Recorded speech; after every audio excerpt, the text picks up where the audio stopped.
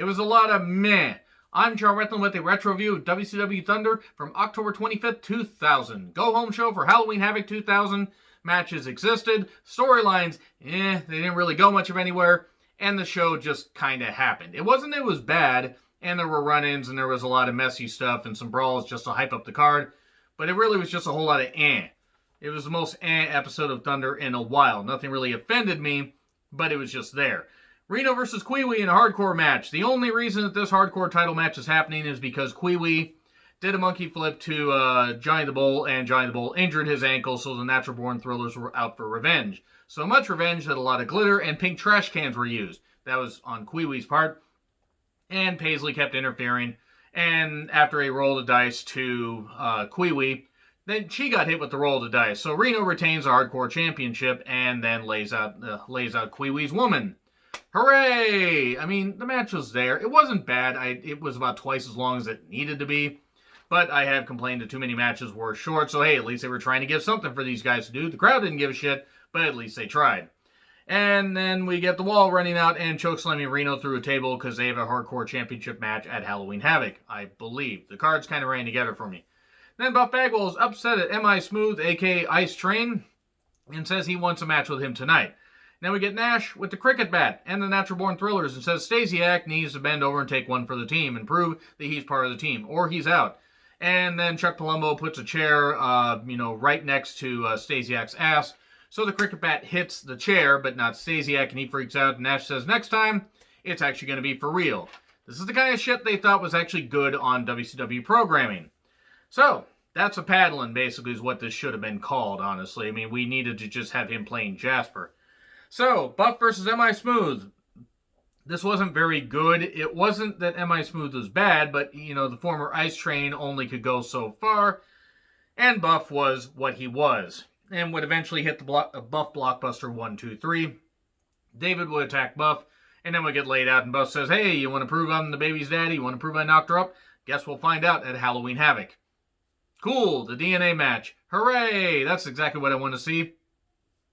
And then we get Miller challenging Sanders to a mixed tag match. We get Ernest Miller and Mrs. Jones versus Mike Sanders and Leia Meow, who had low-blowed Mike Sanders the previous Nitro.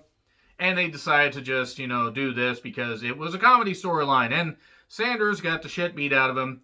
And then both women pinned him 1, 2, 3. His partner and Mrs. Jones, or Miss Jones, topped him 1, 2, 3. This is, again, something they thought was a good idea to put on WCW programming. And then we get Booker and Sting talking about their matches at Halloween Havoc and also the 6-man they're going to be part of for the main event. And then Vampiro versus Big Vito. We're just rolling right along. There really wasn't a whole lot to this show. But I'm reviewing every single one from the reboot episode till the very end, no matter how little material there is on Thunder or Nitro. And if it's just the pay-per-views to have, things worth ranting about.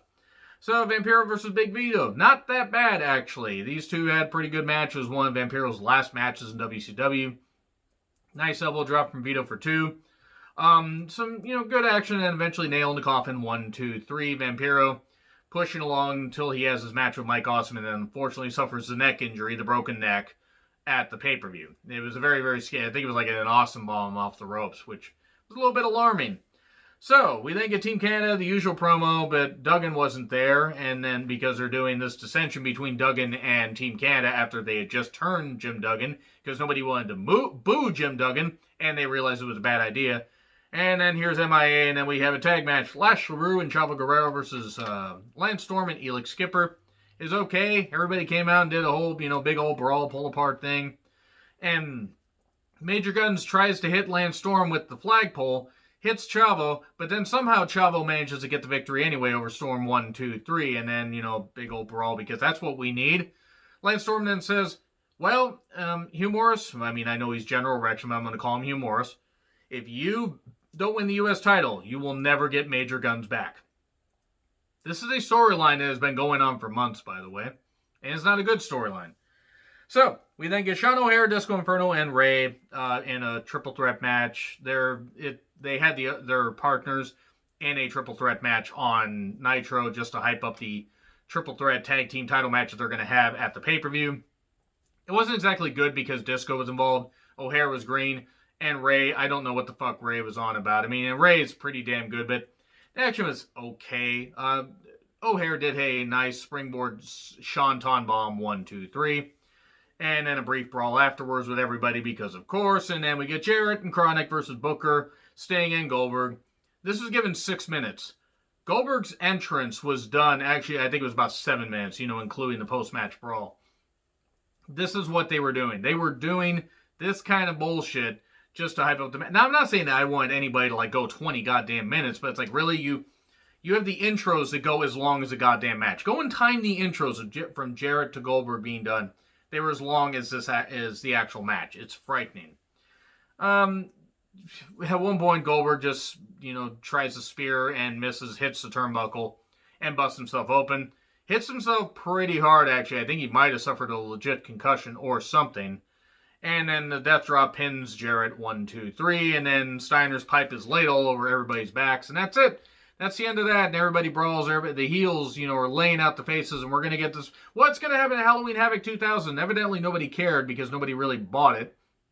Because WCW was, again, on its goddamn, it was just absolutely done by this point.